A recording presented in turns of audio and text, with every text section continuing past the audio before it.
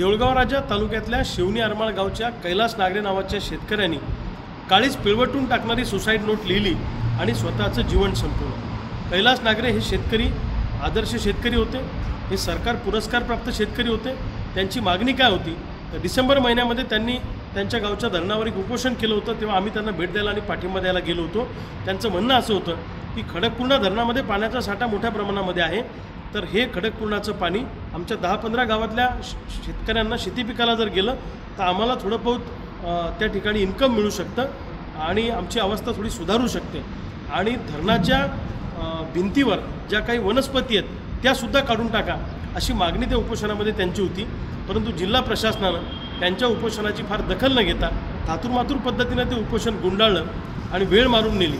कैलास नागरे हे एक आदर्श शेतकरी होते आणि कायम ते शेतकऱ्यांच्या संदर्भामध्ये बोलत होते। त्यांनी ज्या पद्धतीनं सुसाईड नोटमध्ये सगळं मांडलेलं आहे ही गोष्ट म्हणजे सरकारच्या डोळ्यात अंजन घालायला लावणारी आहे। सरकारवर गुन्हा दाखल झाला पाहिजे कैलास नागरेच्या आत्महत्येप्रकरणी। अशा हजारो लाखो शेतकरी या व्यवस्थेला कंटाळून आत्महत्या करतायत। आज सोयाबीनला भाव नाही आहे, कापसाला भाव नाही आहे। सरकार कर्जमाफी देणार होतं, अजूनपर्यंत कर्जमाफीचं सरकार नाव घेत नाही। 2023 पासून पीक विम्याचे पैसे अजूनपर्यंत आम्हाला मिळालेले नाही आहे। शेतकरी या टोकाला जाऊन विचार का करतो आहे याचा विचार सरकारनं केला पाहिजे।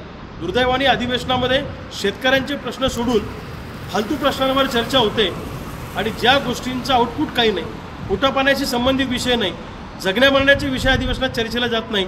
शेतकऱ्यांचा तर विषय दूरदूरपर्यंत अधिवेशनात अजेंड्यावर नाही आहे। सरकारला लाज वाटली पाहिजे। सरकारला तातडीनं इथून पुढं कैलास नागरेसारख्या कोणत्याही शेतकऱ्याची आत्महत्या होणार नाही याच्यासाठी काळजी घेतली पाहिजे।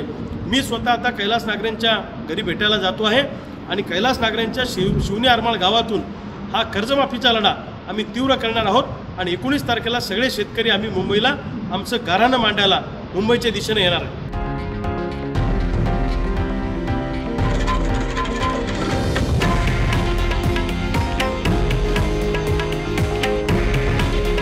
हे आहे देशातील नंबर 1 न्यूज नेटवर्क आणि आपण पाहत आहात TV9 मराठी।